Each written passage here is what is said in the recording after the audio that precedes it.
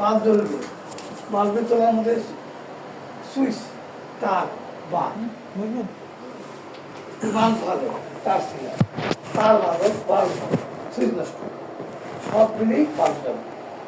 দৃষ্টিটাও তাই, মনে করেন যে সানি রেটিনা, এখন মেজর সমস্যাটা কি, সানি না রেটিনা, কোনটা? রেটিনা মাইনর একটু ক্লিয়ার করে বলুন।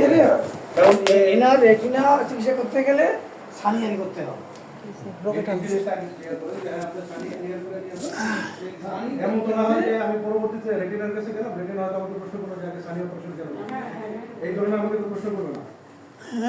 এটা যদি আপনাকে না বুঝে বলতে চায়